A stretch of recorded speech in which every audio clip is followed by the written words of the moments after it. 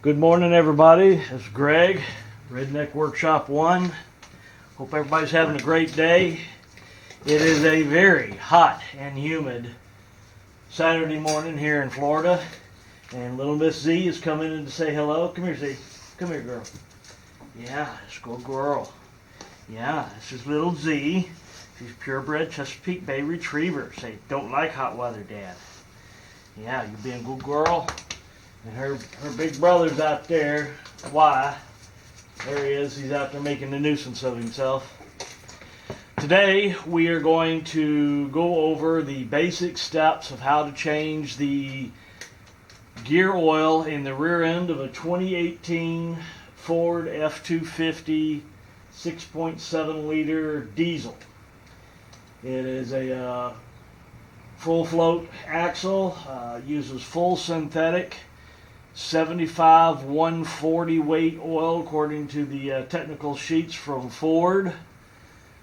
It has to be pure synthetic or you will absolutely destroy the bearings and the gears inside there. I want to preface this with this is how I do this. How you should do it should be strictly by the manufacturer's recommendations.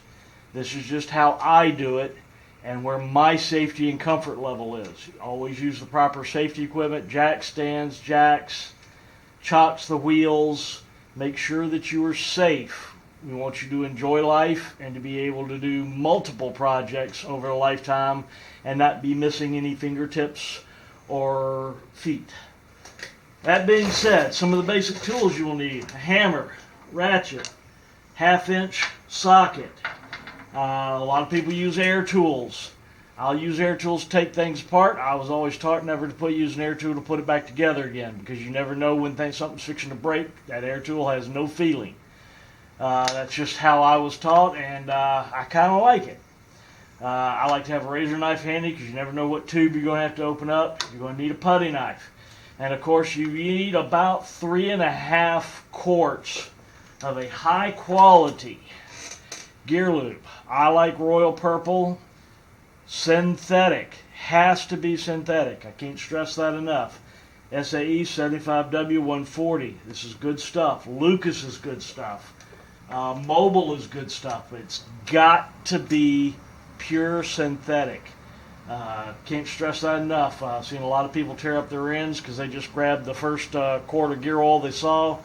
Old school stuff uses standard. Anything new, pretty much, you just go ahead and bet that the synthetic is what it takes.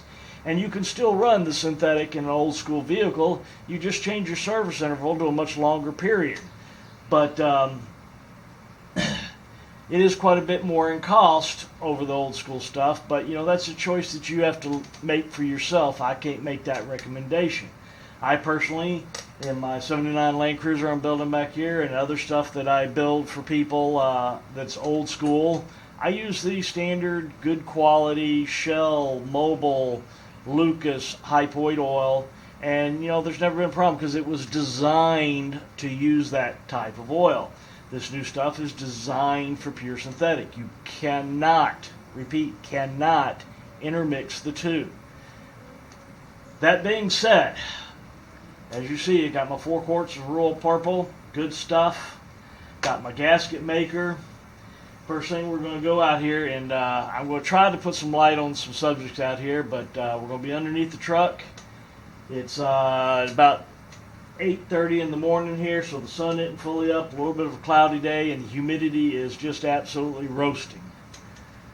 You need a good drain pan.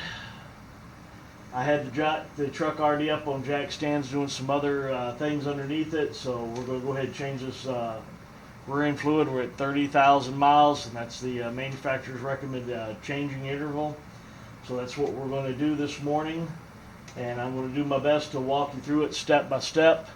And if you have any questions, leave me a comment below. I'll be happy to answer them. Again, there's going to be people out there that are going to have negative comments. That's cool. Be negative all you want because I don't care.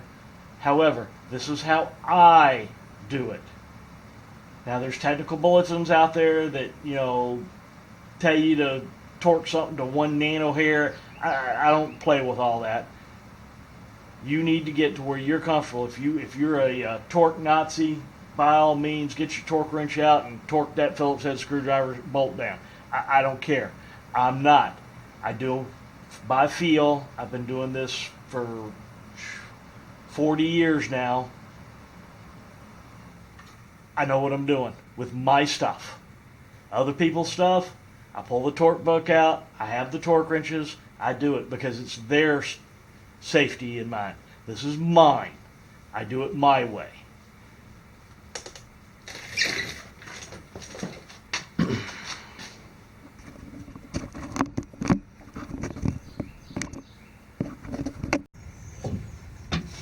Again, I apologize for the lighting.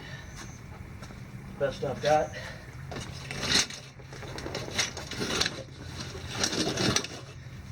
You're also going to need plenty of rags. This gets messy very quickly. These are 1/2-inch bolts. Just simply go around, loosen them all up.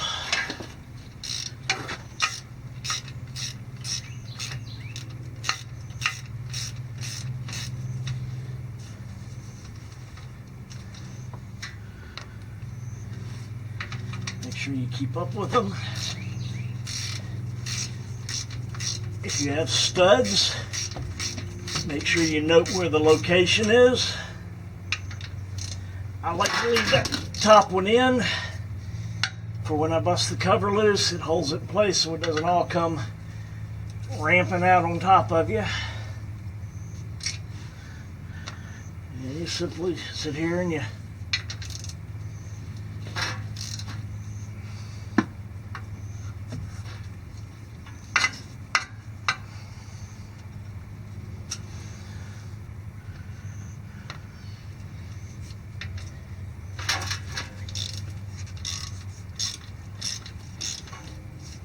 just gonna continue getting these off.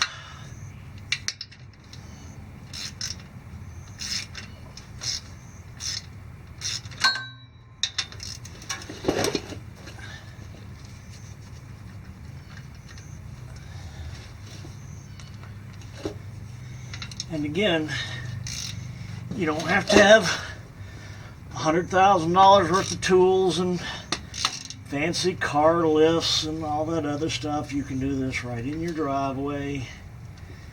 No sense paying somebody a whole lot of money to do something that just about anybody can do. It's not that difficult. You just have to have some basic stuff and a little bit of common sense, which is, I know, it's crazy talk, common sense in today's world.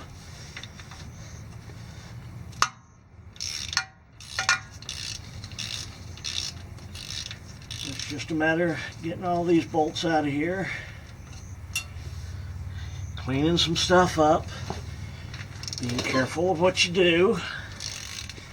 And you know how hard it was when you pulled these out, so it's a feel. You know, when you're putting it back together, you get the same feel on tightening and you stop. Or you can buy that fancy torque wrench and pull the book out and torque them back up. But something as simple as a rear end cover, I personally don't see the need. But, you know, there again, we're back to that old thing of what's your comfort level. And we are down to the last two.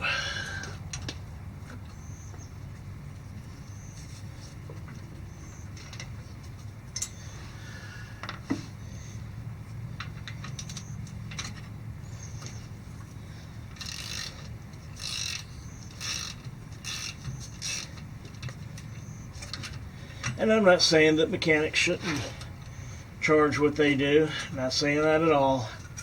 They invest a lot of money in tools, and training, and knowledge. But there's some things that the average person is perfectly capable of doing. There's no sense taking it to somebody else to do.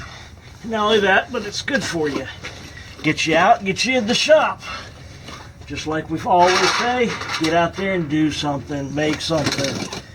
I start with my thing as flat as I can between the cover and the housing.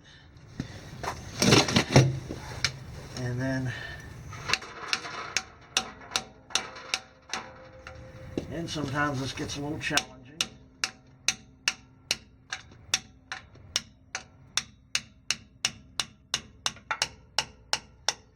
Yep. Did you hear it pop?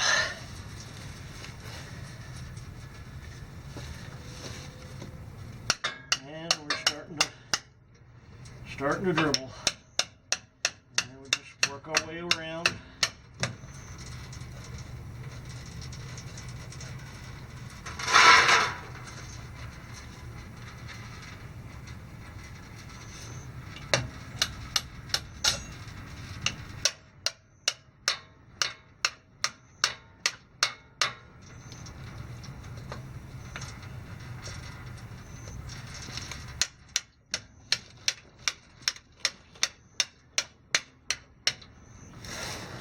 And then every now and then you stick your hand in the oil. Make a mess. But that's okay. Good Lord gave us something called skin. Keeps all that stuff out. Some people are huge fans of all those rubber gloves. And there are times for that. But it gets expensive and you're not bathing in it every day. So I think the risk is minimal. And of course I've got my knife, putty knife in there, and the grease really nice.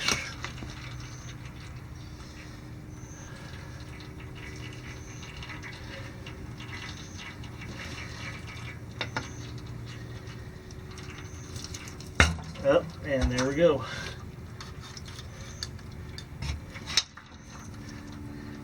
Now we're draining good.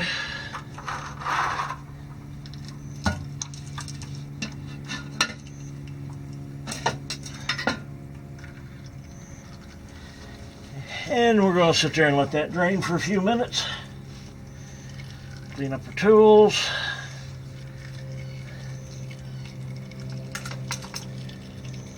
Now you see why I let that one bolt up in there.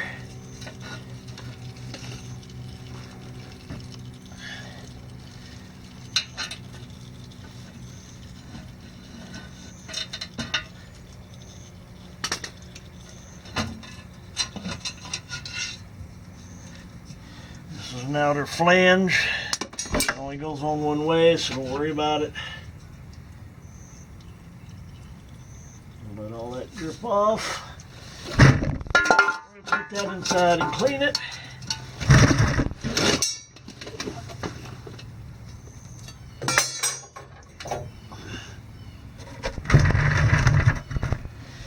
Okay, now that we are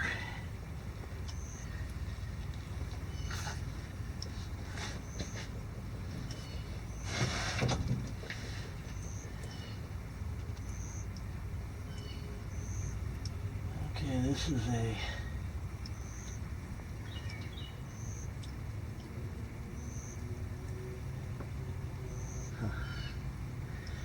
okay, inside here, this is your ring gear.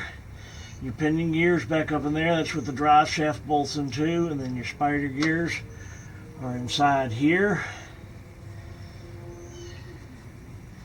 And this is your carrier.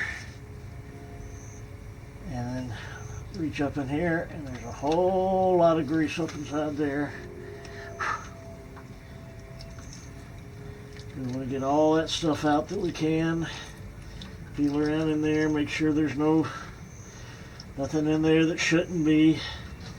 We're looking for chunks of metal or anything like that that tells us something bad's going on.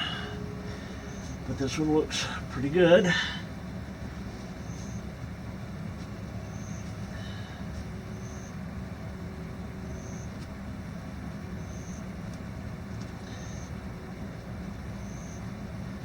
Standard open rear end spider gears. And then what we're going to do is we're going to reach up in here with our rags and soak up any extra oil and get everything real good, clean everything out as best we can. Because this is like the bottom of the kitchen sink, it catches everything. So we want to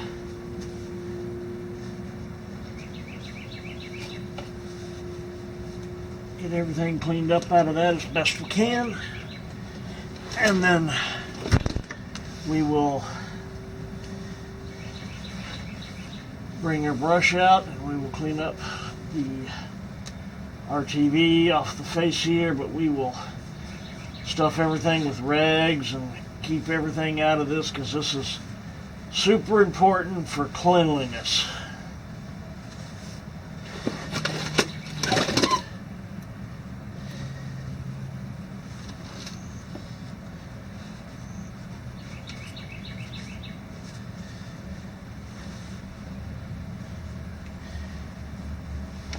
And that is how you drain the oil.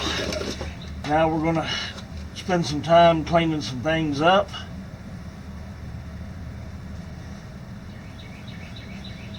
And getting ready to reverse this process. Well, the first thing we're going to do is we're going to protect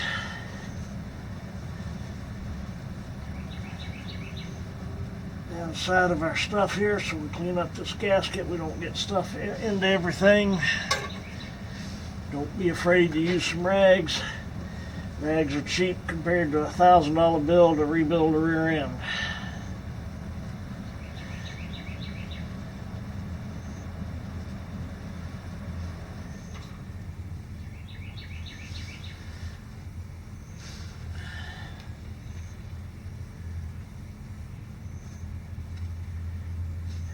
And again, opinions may vary. This is just how I do it. You do with what makes you feel good and comfortable.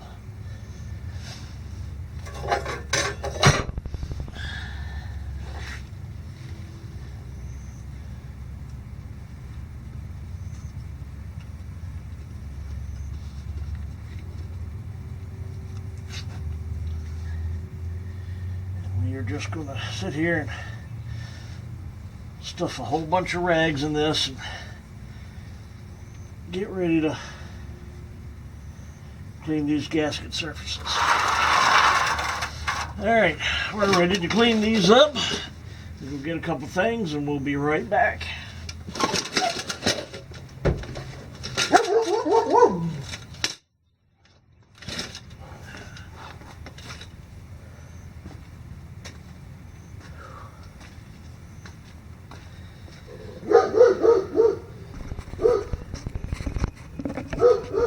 Alright, now for cleaning this, you don't need fancy tools or air tools or that stuff. What I do, I take some acetone, I take one of these guys, a little scraper, a little wire brush, and your putty knife, and you can do the exact same job that they do with all that other stuff, just a lot cheaper.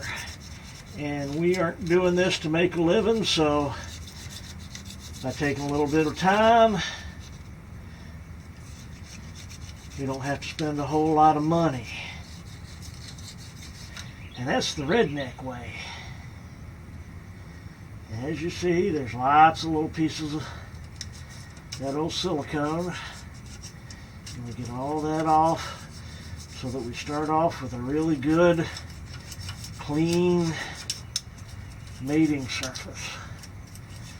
Now the pan, it's the cover itself, I take in there and I got a wire brush mounted on the motor, and I clean up that edge with that and then clean it up real good with brake clean or acetone.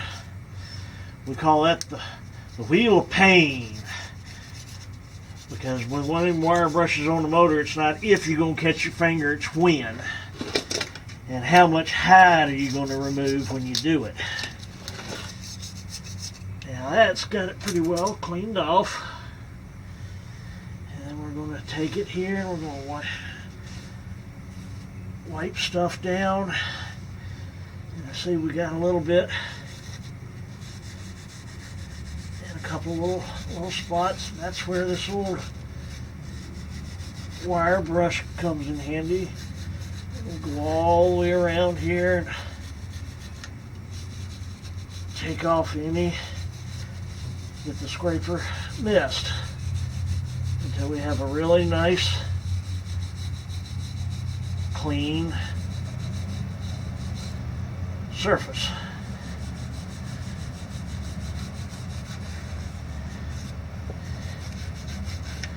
And there we go. So you see, even with just little simple hand tools, this goes very quick. It doesn't take long. And then we take some acetone and we come back and we clean it up with a clean rag, so we know we've got a good, clean mating surface. And then we simply slowly pull outward on the rags so that we get all our little pieces. See all the little pieces hung up on there? Pull them out slowly and we'll get rid of them. We'll use them on another project. And there we have it. One very clean,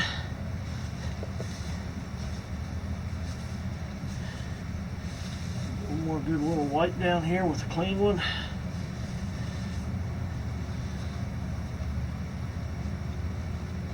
Soak up anything else that's kind of oozed down and around. And there we go. We're ready for reinstallation.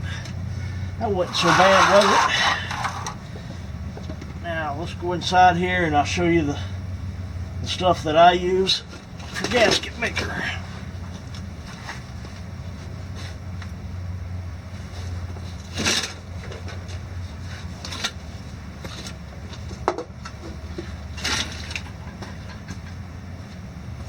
Now,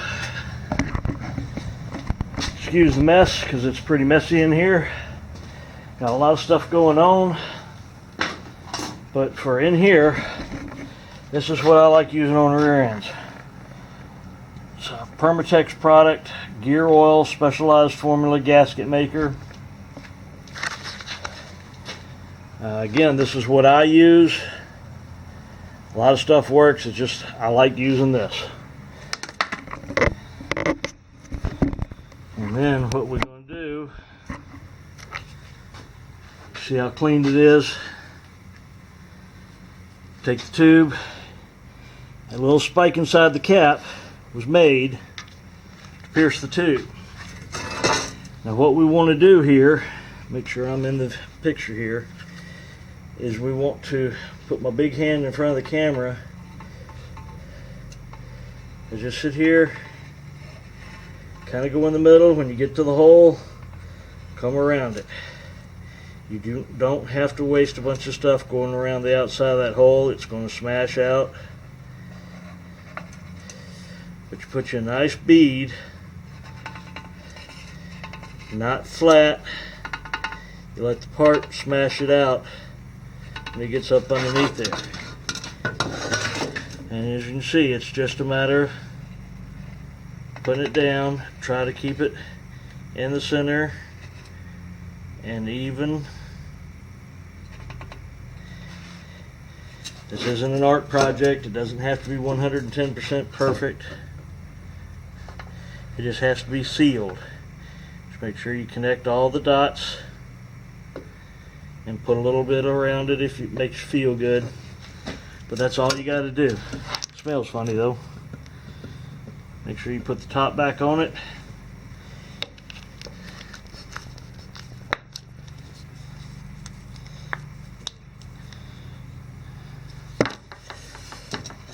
And there we have it, ready to install. Let's go put it on.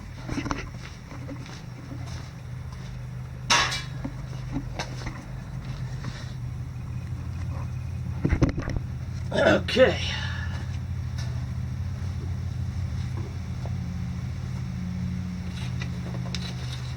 Reinstallation Exactly opposite of how you took it apart.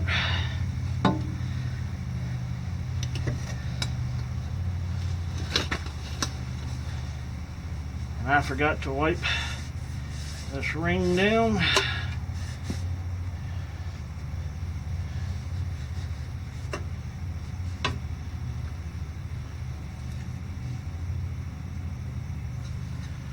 Of course, I stick it right in silicone.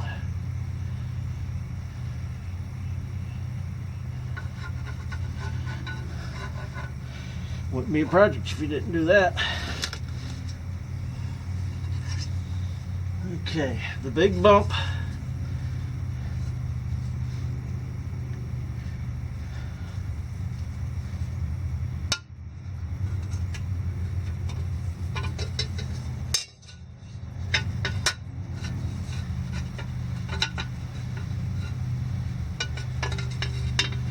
And of course, like I said, this ring only goes one way, and it's that way.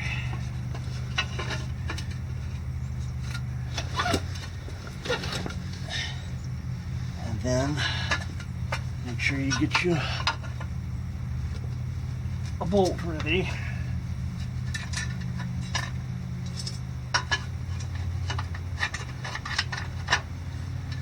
And you want to bring it up here.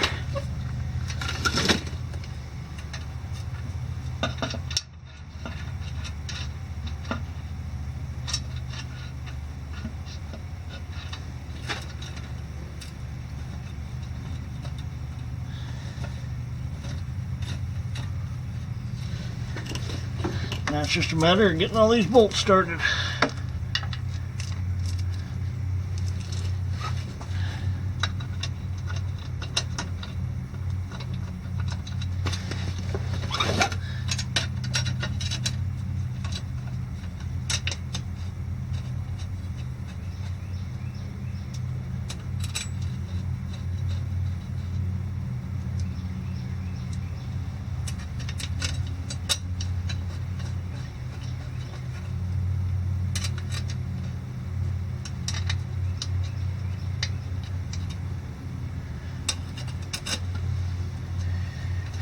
And for the initial start, don't worry about the order, just put them in there. We'll be doing a slight crisscross pattern when we're tightening them up, but that's just so that we get an even draw all the way around.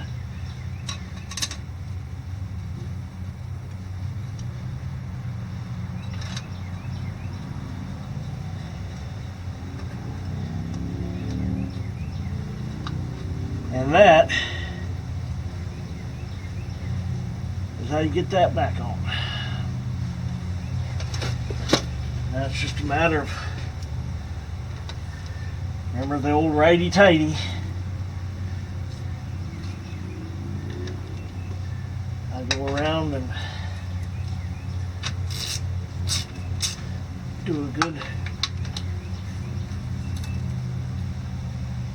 just snug it up to begin with. And you know you got a good contact when you see it squishing out all over the place. Now I know it's tempting to want to wipe it all off and make it look dirty, but right now is not the time. Let it dry, because if you do it now you're liable to cause a leak. When it's dry, you can come back and pull that outer edge right off. So just be patient.